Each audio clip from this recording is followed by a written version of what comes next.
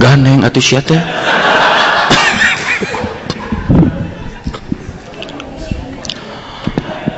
Assalamualaikum warahmatullahi wabarakatuh. Alhamdulillahirabbil alamin. Wassalatu wassalamu ala rasulina Muhammadin wa ala alihi wa sahbihi ajmain. Ya ayyuhar rahimakumullah. Qala Allah ta'ala fil Qur'anil Hakim. A'udzu billahi minasyaitonir rajim. Wa ma khalaqtul jinna wal insa illa liya'budun. Qala Rasulullah sallallahu alaihi wasallam, innama bu'itstu liutamima makarimal akhlak amma ba'du. Hai. Naon jol hai. Olah aing we nu diharupna urang Jepang hungkul. Padahal teuing. Ibu-ibu, bapak-bapak, adik-adik, saudara-saudara seagama yang dimuliakan Allah. Hari ini saya diminta untuk memberikan ceramah rohani, bimbingan keagamaan. Dan maneh mah teu ngadarengikeun kabeh malotret atuh lieur ayeuna. Sebenarnya saya bukan ahli. Barangkali yang hadir di sini juga sudah mendengar bahwa saya itu bukan kiai. Saya cuman seniman, artis, pelawak, bintang film. Iya. Naon atuh baru aya penceramah pakai sweet. Nah dikiranya saya teu bisa.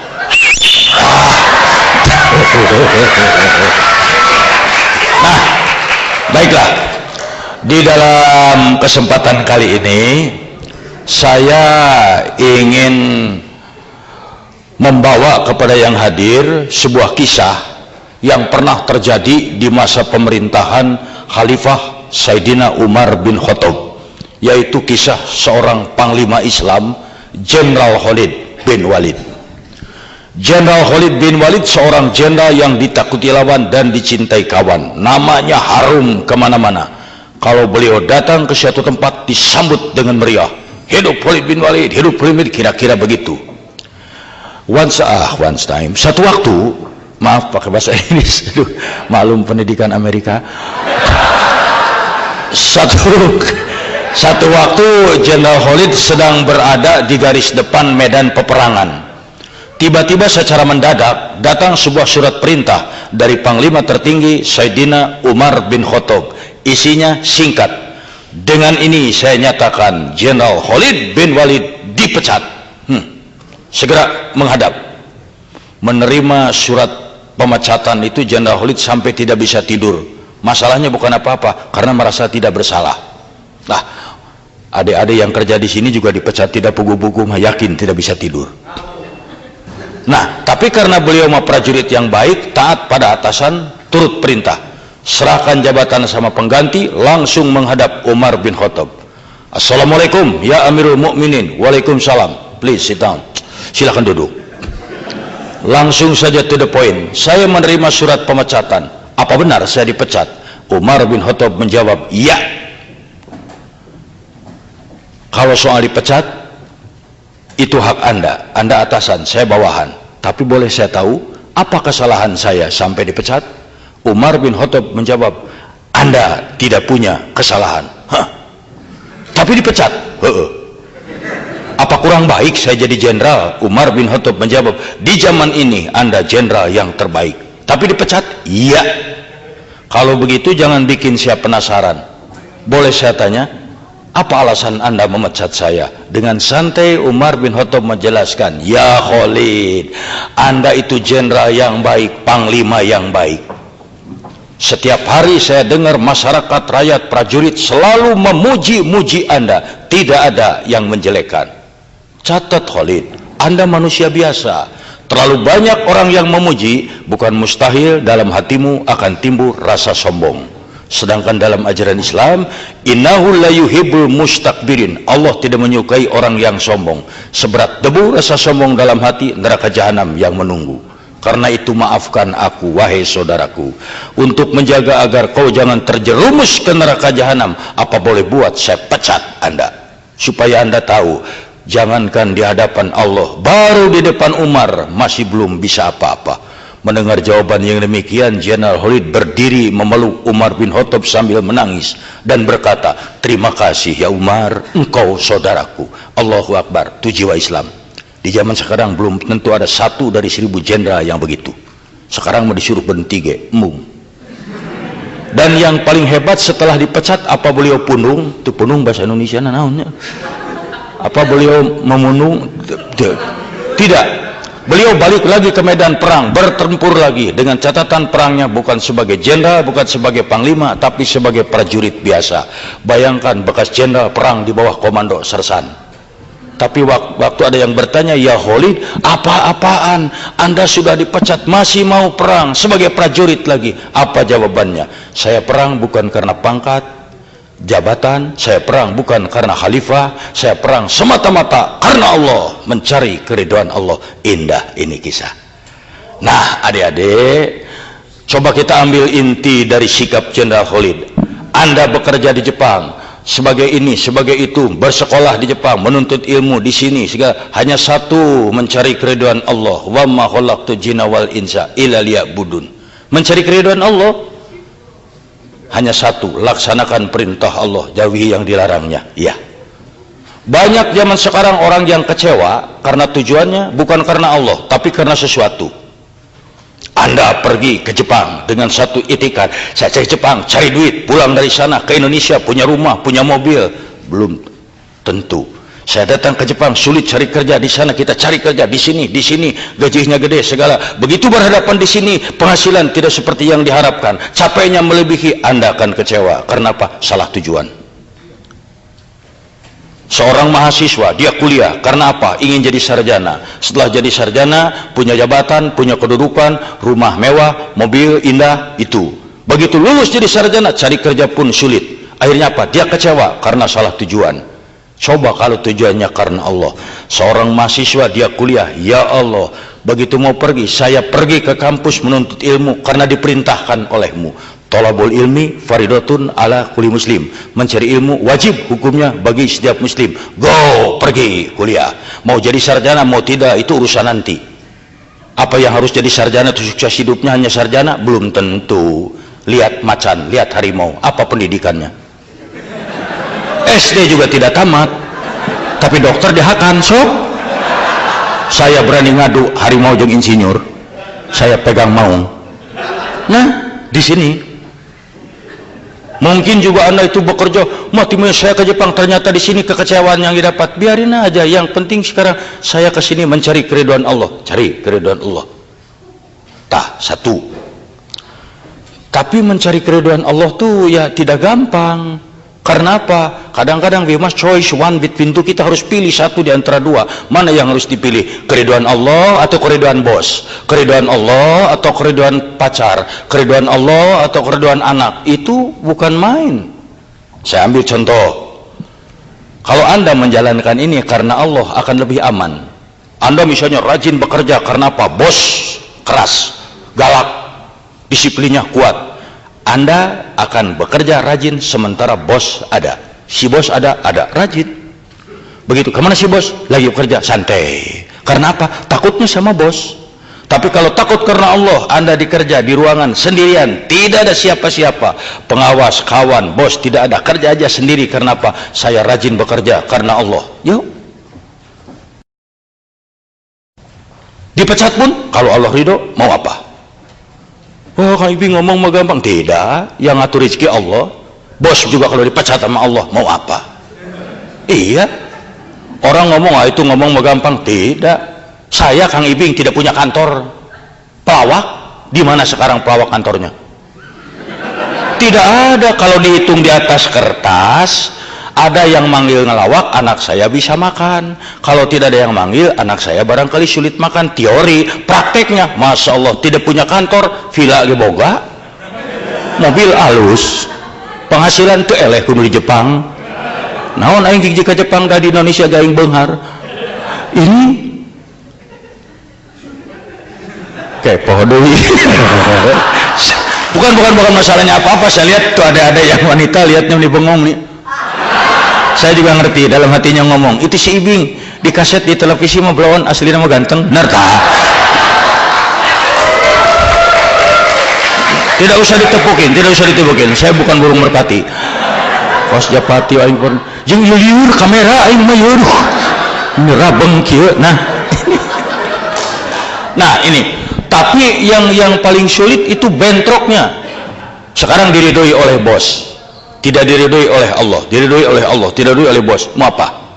Itu sulit. Umpamanya nggak usah jauh-jauh. Islam mengajarkan sholat, tapi kantor Anda tidak memungkinkan untuk sholat. Coba, bisa saya sholat, tapi bos bisa berkata, pilih mau sholat, kamu keluar dari sini. Kalau tidak sholat, sok ikutin peraturan di sini. Allah memerintahkan, aqimus sholat, dirikanlah sholat. Bahkan masalah kakum fis saqor, apa yang menyebabkan kamu masuk neraka, itu karena tidak sholat. Mungkin berat. Saya paksakan sholat, saya dipecat. Saya tidak sholat, Allah. Tapi kalau kita mau, bukankah Allah mengajarkan kita untuk berjuang? Hadapi dong bos, minta dengan tenang, buktikan dengan baik. Saya yakin sebagai manusia hatinya luntur. Masa iya sih 5 menit dari sekian jam diminta untuk jadi tur? Kalau perlu sholat dengan diem. Ya liur panitia, ya bolak balik wae. Tuh ternyata yang mengganggu itu panitia deh tuh. Selamat datang. Masa ada kiai ngerti aja. Duh, saya tuh sebenarnya mau serius tapi aduh hese. Nah, ini. Nah, mana rai kieu aing ceramahna atuh. Nah, contoh yang lain. Ini juga yang harus berat.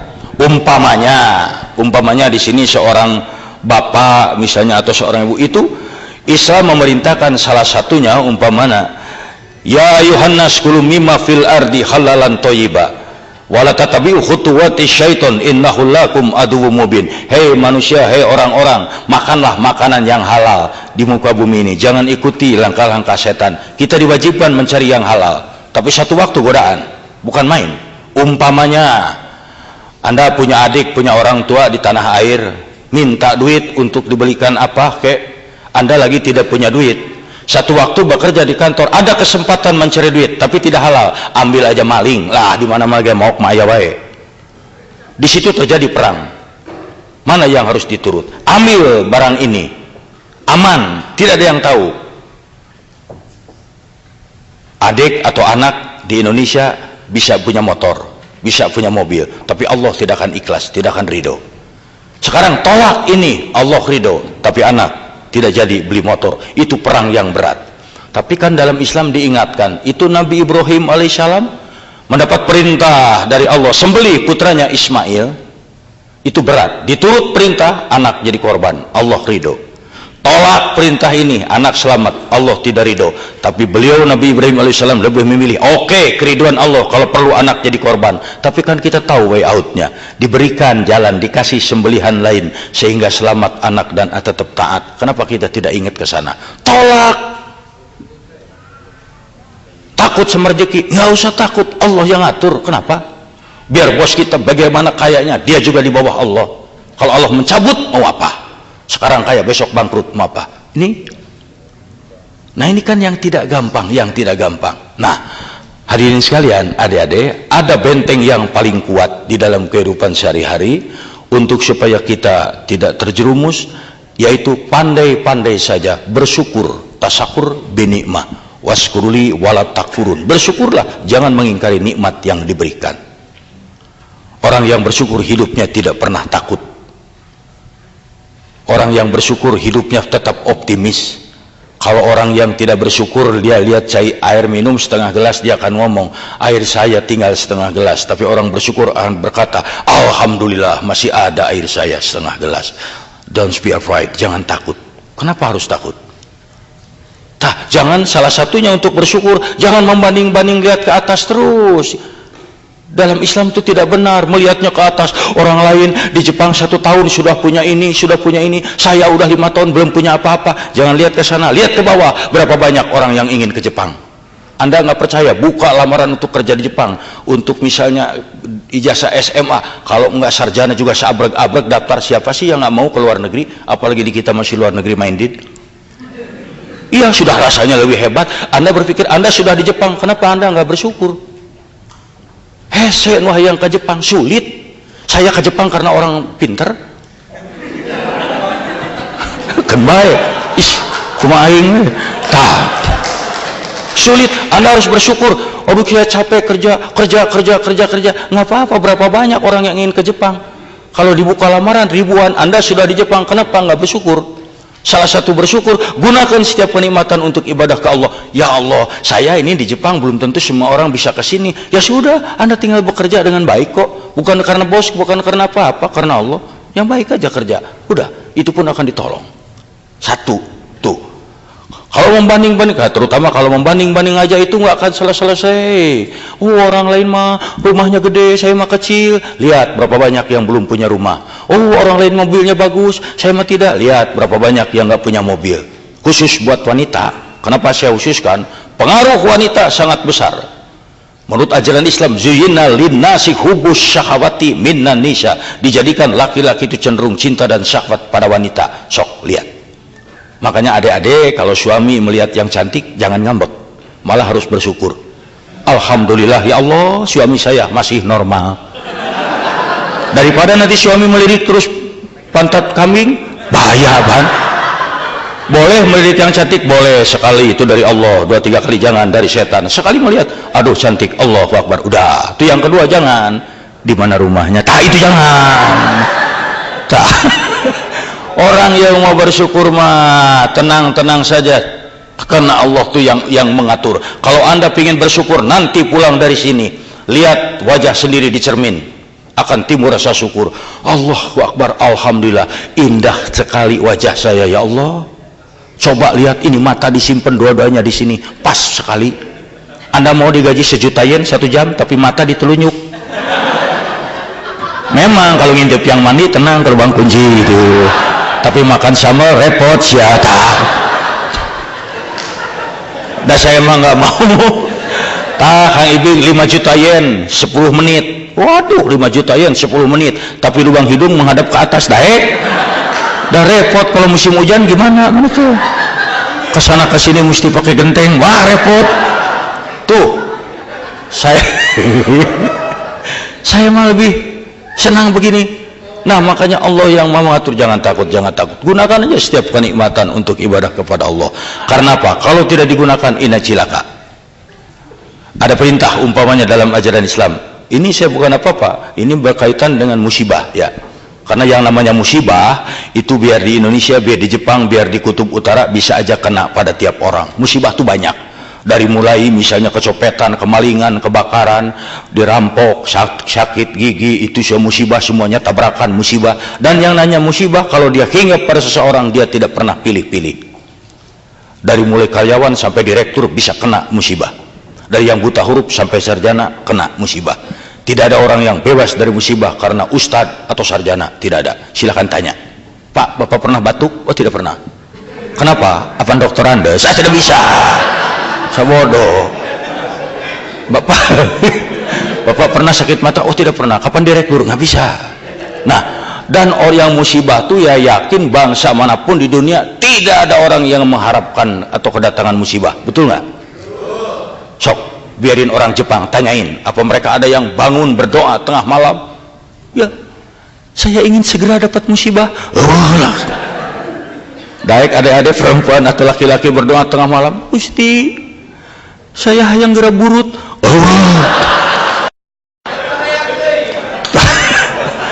Nah, dan yang namanya musibah ada berapa macam? Satu, musibah itu sebagai ujian. Ujian untuk apa? Untuk meningkatkan keimanan. Anak SD kalau di Indonesia mau naik ke SMP itu ujian. SMP mau pindah ke SMA, SMA mau ke mahasiswa, mahasiswa harus sarjana, ujian. Tanpa ujian tidak naik dia tingkatnya. Demikian pula keimanan, ketabahan terhadap Allah. Tanpa diuji, tidak akan meningkat. La tublawuna fi amwalikum wa anfusikum. Kau bakal diuji mengenai diri dan hartamu. Ujian tuh pasti banyak. Mungkin Anda nikah sama orang Jepang, ternyata orang Jepangnya itu punya pacar lagi, kemudian Anda merasa disakiti, itu musibah. Kenapa? Dan yang kedua, masobaka min hasana faminallahi wa masobaka min sayyati famin nafsik. Apa saja yang datang musibah kepadamu itu dari Allah. Apa aja kebaikan yang datang kepadamu itu dari Allah, dan apa saja musibah yang menimpa itu kesalahan darimu sendiri. Semua musibah itu kita yang salah. Sok renungkan. Kita jatuh, lagi jalan jatuh, kenapa tidak melihat kita yang salah? Kebakaran, kita yang salah, kenapa tidak teliti mademin kompor?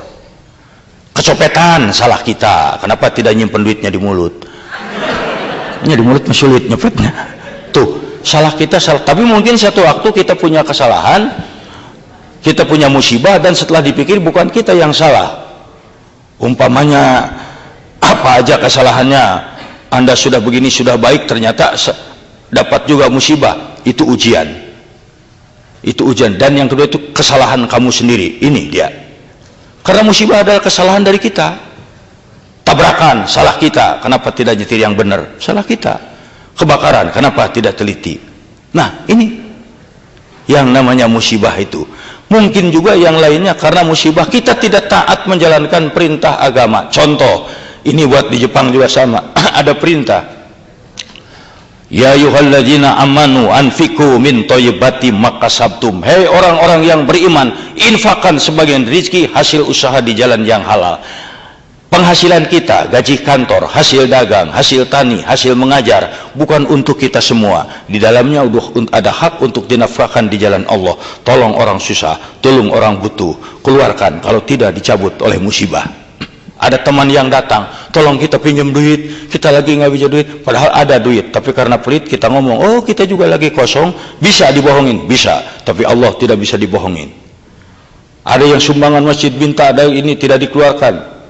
Allah Maha tahu, jangan dikasihkan, jangan dikeluarkan, pelit kita tahan, tapi satu waktu dicabut oleh musibah, cebrot, sakit gigi 2 minggu, keluar duit buat ke dokter. Habak rumah diusir, keluar duit buat beli rumah. Ini makanya perhatikan, kenapa meski di sini, meskipun di luar negeri, meski di mana, kenapa orang pelit banyak kena musibah?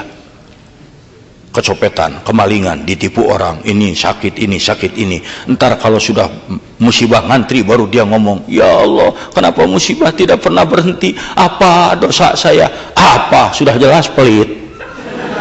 Keluarkan selain seri. Tah, mestinya harus berpikir. Tah, ini dia. Ini yang bisa saya sampaikan. Tidak usah lama-lama karena acara sangat banyak. Ya, dan sebelum nanti saya juga selesai, ini acara sangat banyak dan diberitahukan nanti panitia tadi berbisik pada saya, selesai acara semua ini yang hadir jangan dulu pulang karena masih ada satu acara penting, yaitu para panitia di sini akan demonstrasi memakan kursi. Wassalamualaikum warahmatullahi wabarakatuh.